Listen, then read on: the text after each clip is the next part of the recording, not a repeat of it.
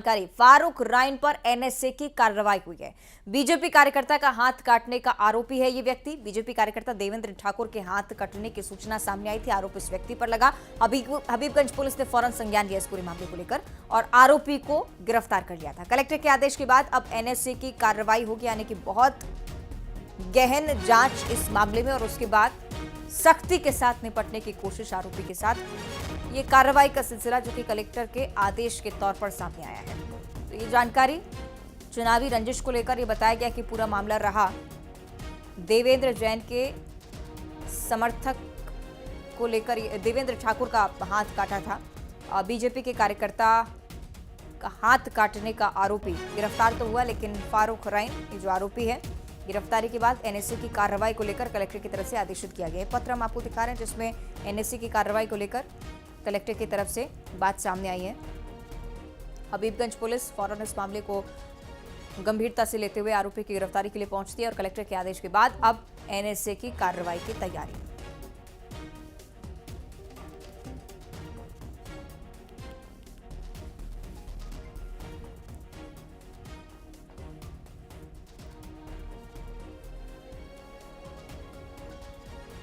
फारूक राइन पर एनएसए की कार्रवाई, पुलिस ने आरोपी को गिरफ्तार किया। कलेक्टर के आदेश के बाद कार्रवाई की गई।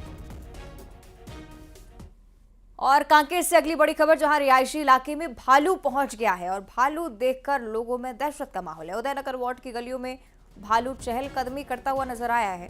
भालू हमले में पहले भी महिला की जान जा चुकी है। इस प्रकार से भालुओं को रोकने में वन विभाग पूरी तरह से विफल साबित होता हुआ। कांकेर का जिक्र करें, तस्वीरें आप देखिए, आम मोहल्ला जहां पर लोग टहलते नजर आने चाहिए। जंगली जानवरों की आमद यहां पर हो रही है और इसी के चलते डर अक्सर यहां पर बना रहता है। पिंडरा का इलाका हो, कांकेर का इलाका हो, अक्सर भालू की आमद के चलते रहवासी परेशान होते हैं। तस्वीरें आप देखिए, कई सारे लोग भी यहां पर मौजूद हैं। अगर भालू हमला कर दे तो और ज्यादा घातक स्थिति हो सकती है। इससे पहले एक महिला की मौत भी हो चुकी है कांकेर में भालू के हमले के चलते। इतनी गंभीर परिस्थितियों में भी वन विभाग किसी प्रकार का कोई एक्शन नहीं ले रहा है और इस निष्क्रियता के चलते भी सवाल और साथ ही साथ आक्रोश रहवासियों का वन विभाग के खिलाफ।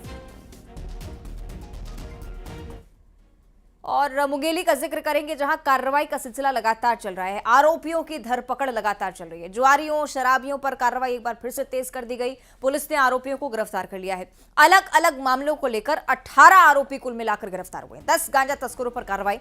औचक कार्रवाई से इस इलाके में हड़कंप की स्थिति। आपको बताएं कि अपराधियों में खौफ पैदा करने की कोशिश लगातार जिसके मद्देनजर से देखा जा रहा है। लेकिन बड़ी बात यह कि जैसे ही आचार संहिता हटी, फौरन पुलिस की सक्रियता एक बार फिर से बढ़ती हुई। 10 गांजा तस्करों पर कार्रवाई।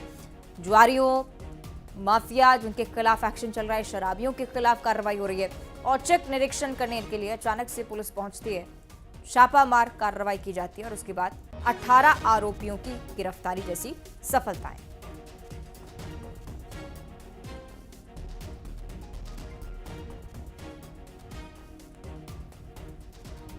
और इस बीच मुंबई से इस वक्त एक बड़ी जानकारी। ठाणे जिले के पड़गा में एनआईए की छापेमारी हुई है। एनआईए ने कुछ लोगों को हिरासत में लिया है। 40 अलग अलग ठिकानों पर सर्च ऑपरेशन जारी। ठाणे, पुणे, मीरा, भाईदर में भी सर्च लगातार चल रही है। आपको बताएं कि एक टीम कर्नाटक में भी छापामार कार्रवाई में जुटी हुई है। सूत्रों के हवाले से जानकारी है। कनेक्शन किस मामले को लेकर है, ये पता लगाने की कोशिश की जा रही है। ठाणे जिले के पड़गा में एनआईए की छापेमारी। एनआईए की तरफ से एक बार फिर से एक्शन मोड शुरू होता है। अलग अलग लोगों को हिरासत में लिया है। कई अलग अलग जगहों पर सर्च ऑपरेशन किया जा रहा है। लेकिन मुद्दा क्या है, मसला क्या है, ये धीरे धीरे कर एनआईए की तरफ से ऑफिशियली जब तक जानकारी सामने नहीं आती है तब तक स्पष्ट कुछ भी कह पाना मुश्किल। ठाणे, पुणे, मीरा, भाईदर में भी लगातार सर्च ऑपरेशन पर जुटी हुई। अलग अलग ठिकानों को लेकर हो सकता है कि कुछ खुफिया जानकारी जरूर लगी हो एनआईए को। अचानक से टीम का पहुंचना तमाम सवालों को भी जन्म देता हुआ। मुंबई से जानकारी आप तक साझा कर रहे हैं। एक टीम कर्नाटक में भी छापामार कार्रवाई के लिए पहुंची है। हो सकता है कि कनेक्शंस खंगाले जा रहे हों। 40 अलग अलग जगह पर अगर रेड पड़ी है तो अपने आप में बहुत बड़ा मामला हो सकता है। ऑफिशियली जानकारी का इंतजार फिलहाल। सूत्रों के हवाले से खबर है कि 40 अलग अलग ठिकानों पर एनआईए की टीम पहुंची है। छापामार कार्रवाई चल रही है। दस्तावेज हो सकता है खंगाले जा रहे हो। पूछताछ का सिलसिला हो सकता है कि चल रहा हो।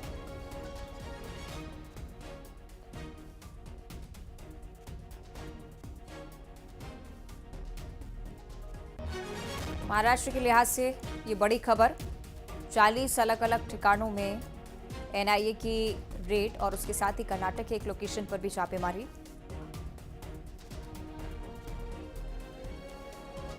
और अब खबर अंबिकापुर से, जहां घर में एक शराबी युवक ने आग लगा दी है। रिश्तेदार के घर में आग लगाई गई। बाइक सहित सारा सामान जलकर राख हो चुका है। आपको बताएं कि पीड़ित ने रिश्तेदारों को दावत दी थी और उसी दौरान एक ऐसा विवाद हुआ कि इतना बढ़ चढ़कर यह विवाद सामने आया कि आग लगाकर तीर धनुष से हत्या करने की फिराक में आरोपी घूमने लगा। दरिमा थाना क्षेत्र के ग्राम कुम्हड़ता का यह पूरा मामला। पुलिस फरार आरोपी की तलाश में लगातार जुटी हुई है। अंबिकापुर का यह सिलसिला हम आपको बता रहे हैं। रिश्तेदार को दावत पर बुलाया, उसके बाद आग लगा तीर, रिश्तेदार को मारने की कोशिश, लेकिन घर में अचानक से आग धधकी। और ये देखिए तस्वीरें बाद की आपको दिखा रहे हैं। गाड़ी जलकर राख हो चुकी है। जो सामान यहाँ पर रखा हुआ था वो भी नष्ट हो गया है। आपसी रंजिश में इतनी बड़ी वारदात। हालांकि विवाद किस बात को लेकर था ये पुलिस लगातार पता कर लगाने की कोशिश करी और आरोपी वारदात को अंजाम देने के बाद यहाँ से फरार हो जाता है। आरोपी की तलाश भी पुलिस की तरफ से की जा रही है। ग्राम कुम्हड़ता का मामला, दरिमा थाना क्षेत्र की घटना है।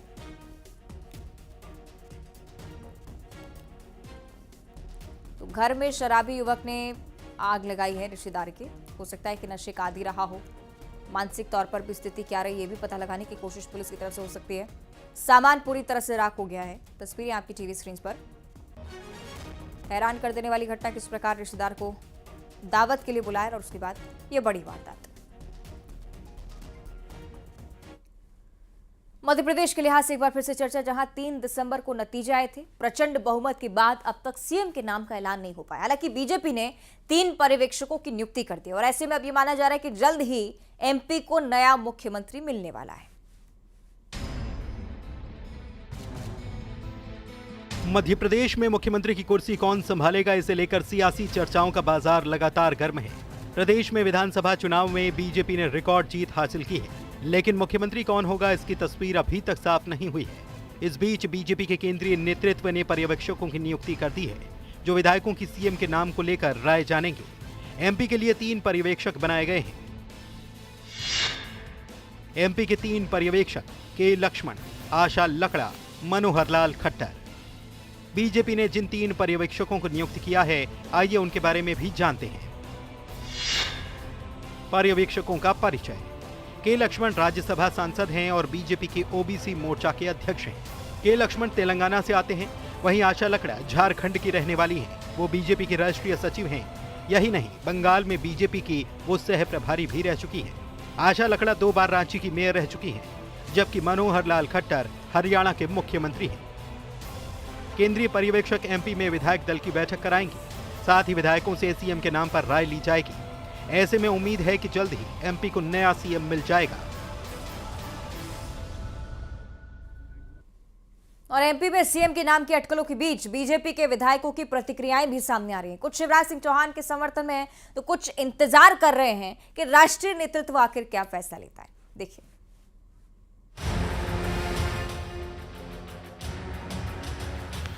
मध्य प्रदेश में मुख्यमंत्री कौन होगा, ये सवाल बना हुआ है।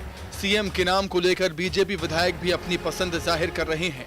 विधायक मदनी गौड़ के मुताबिक प्रधानमंत्री नरेंद्र मोदी का जादू और लाडली बहना योजना विधानसभा चुनाव में गेम चेंजर साबित हुए।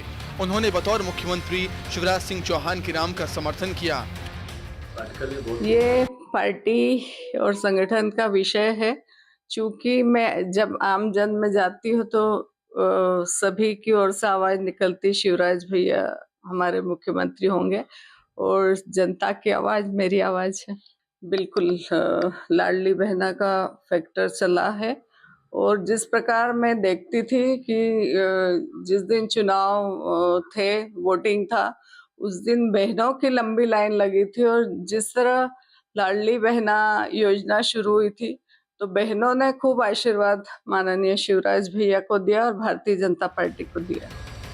उधर भोपाल पहुंचे प्रहलाद सिंह पटेल से जब सीएम के नाम को लेकर सवाल किया गया, तो वे इसे कुछ इस तरह टाल गए।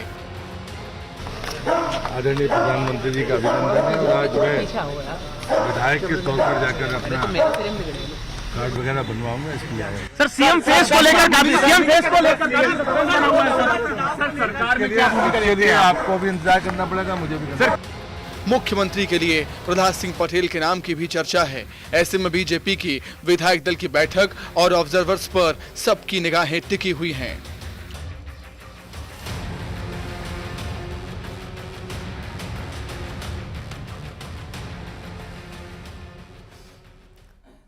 मध्य प्रदेश की तरह छत्तीसगढ़ के भी हालात हैं। छत्तीसगढ़ का अगला मुख्यमंत्री कौन होगा, अब इस हर किसी की जुबान पर यही सवाल नजर आता है। और इसी सवाल का जवाब खोजने के लिए बीजेपी के राष्ट्रीय नेतृत्व ने 3 पर्यवेक्षकों को यहां पर भी उतारा है। 10 दिसंबर को रायपुर में विधायक दल की बैठक होगी और उसके बाद नाम स्पष्ट हो पाएगा।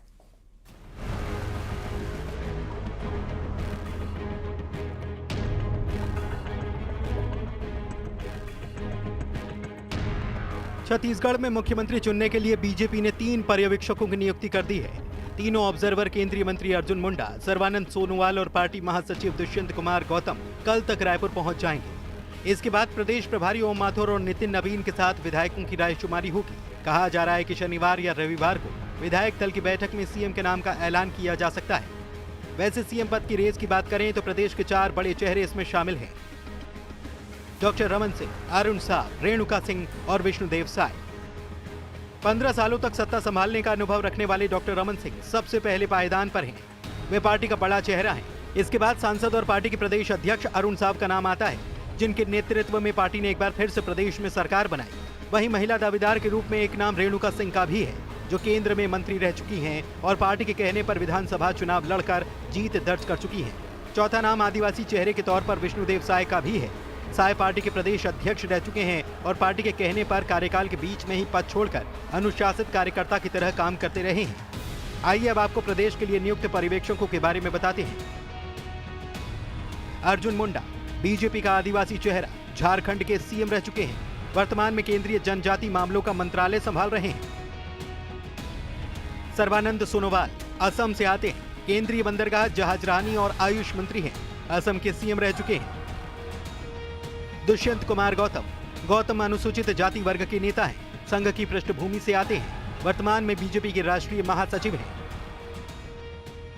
राष्ट्रीय नेतृत्व ने छत्तीसगढ़ के चुनाव के बाद यहाँ के विधायक दल की बैठक लेने के लिए 3 पर्यवेक्षक नियुक्त किए हैं, अर्जुन मुंडा जी, सोनोवाल जी और तीसरा गौतम जी, संगठन के महामंत्री। मुझे लगता है कि ये तीनों पर्यवेक्षक आएंगे और सभी चुने हुए विधायकों से राय मशविरा लेके और उनकी राय के आधार पे केंद्र से सहमति लेकर दल के नेता का चयन की प्रक्रिया को समाप्त करेंगे। कुल मिलाकर शनिवार को रायपुर पहुंच रहे 3 केंद्रीय पर्यवेक्षक सीएम का चेहरा चुनने के लिए ही आ रहे हैं। ऐसे में देखना होगा कि इस बार पार्टी का सीएम पद का चेहरा कौन होगा। क्या पार्टी सामान्य वर्ग के चेहरे पर फिर से दांव खेलेगी या फिर ओबीसी चेहरे को सीएम बनाया जाएगा। सवाल ये भी कि क्या छत्तीसगढ़ को पहली महिला मुख्यमंत्री मिलने वाली है या फिर आदिवासी बाहुल्य राज्य में बीजेपी आदिवासी चेहरे को भी चुन सकती है। Bureau report, news 18।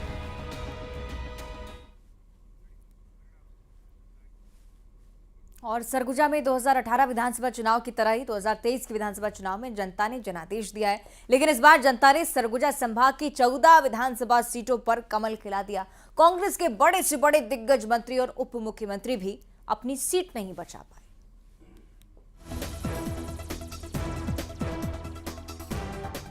प्रदेश की सत्ता के लिए सरगुजा संभाग की 14 विधानसभा सीटें बेहद खास हैं। यही वजह है कि 2023 में कांग्रेस और बीजेपी ने सरगुजा संभाग में पूरी ताकत लगा दी थी।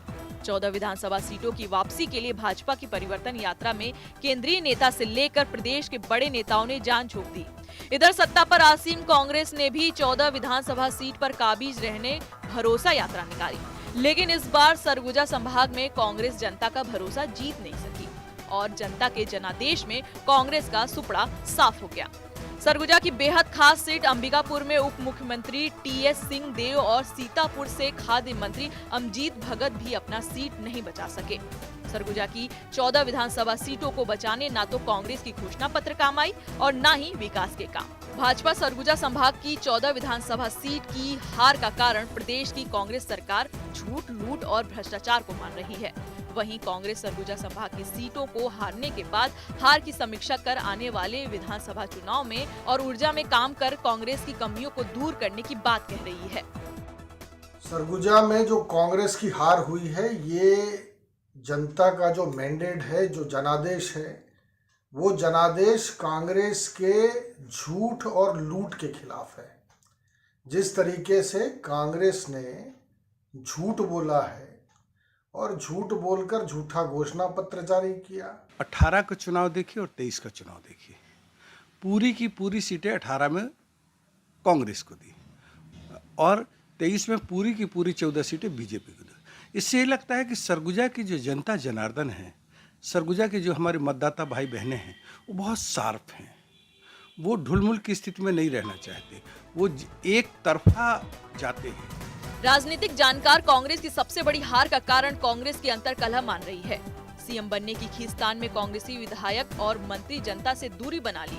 ऐसे में जनता की अपेक्षा विधायक और मंत्री से पूरी न हो सकी, तो वहीं सीजीपीएससी घोटाले और महिलाओं की महतारी वंदना योजना भाजपा की जीत के लिए वरदान साबित हुई। सरगुजा संभाग में कांग्रेस इस बार बिखरी रही।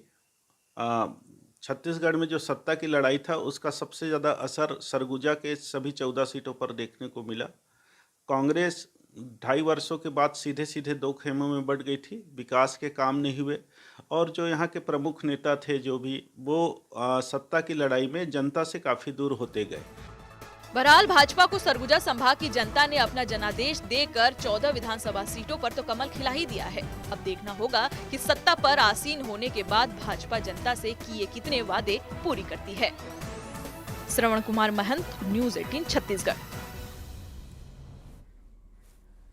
और अब दिल्ली से एक बड़ी जानकारी। देश में 44 ऐसी जगह हैं जहां पर एनआईए एक्शन मोड में काम करे। 44 लोकेशन पर सर्च ऑपरेशन लगातार जारी।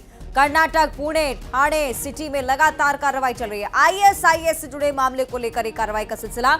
इससे पहले जानकारी मिली कि महाराष्ट्र और कर्नाटक समेत तमाम ऐसे लोकेशंस जहां पर एनआईए की तरफ से छापामार कार्रवाई सुबह सवेरे, और इस दौरान कुछ और लोकेशंस को लेकर जानकारी। 44 ऐसी जगह हैं जहां पर एनआईए की टीम पहुंची है। दबिश देने के लिए पूछताछ की जा रही है। कुछ लोगों को हिरासत में लिया गया है, उनसे भी पूछताछ चल रही है। हो सकता है कि दस्तावेज खंगाले जा रहे हों। चूंकि आईएसआईएस से जुड़े मामलों को लेकर कार्रवाई है, तो देश विरोधी गतिविधियां होने की पूरी संभावना। अब ये इंतजार कि एनआईए की टीम की तरफ से कुछ कहा जाए इसे लेकर, लेकिन इससे पहले एनआईए की तरफ से दबिश का ये सिलसिला 44 अलग अलग लोकेशंस पर। हो सकता है कि कार्रवाई का दायरा बढ़े, अलग अलग प्रदेशों में भी इस प्रकार की खबरें निकलकर सामने आए। लेकिन बड़ी बात ये कि मुख्य वजह क्या रही, इसका पता लगाना बहुत जरूरी इस वक्त। सहयोगी शंकर हमारे साथ जुड़ रहे हैं। शंकर, बताइएगा क्या कुछ सिलसिला अभी तक स्पष्ट हुआ है? देखिए, केंद्रीय जांच एजेंसी एनआईए के द्वारा एक बड़े सर्च ऑपरेशन को अंजाम दिया जा रहा है और तकरीबन 44 लोकेशन पर आज सर्च ऑपरेशन को अंजाम दिया जा रहा है। और सर्च ऑपरेशन की अगर बात करें तो ये जो मामला है, ये मामला इसी साल जो मई महीने में रजिस्टर किया गया था। और आतंकी संगठन आईएसआईएस किस तरह से देश के अंदर में कई राज्यों में अपना एक बड़ा नेटवर्क तैयार करने की कोशिश कर रहा था, इसके साथ साथ कई युवाओं को अपने उस संगठन में भर्ती करके एक बड़े आतंकी वारदात को अंजाम देने की कोशिश में जुटा हुआ था। और मध्य प्रदेश की अगर बात करें तो मध्य प्रदेश से जुड़ा हुआ भी एक आरोपी के जिक्र करें कि मध्य प्रदेश के रतलाम निवासी मोहम्मद इमरान मोहम्मद यूसुफ खान उर्फ मटका उर्फ आमिर अब्दुल हामिद खान, इसके साथ ही मोहम्मद यूनुस, मोहम्मद याकूब, साकिर उर्फ आदिल, इसके साथ साथ कई ऐसे जो लोग थे जो इस पूरे ऑपरेशन में जुड़े हुए थे। इन तमाम आरोपियों के खिलाफ एक तमाम इनपुट्स को इकट्ठा किया गया। इंतजार ये कि अब कोई पुख्ता तौर पर टीम की तरफ से कुछ कहा जाए। बहुत शुक्रिया आपका शंकर फिलहाल जानकारी के लिए। और अब देखिए खबरों का 2020।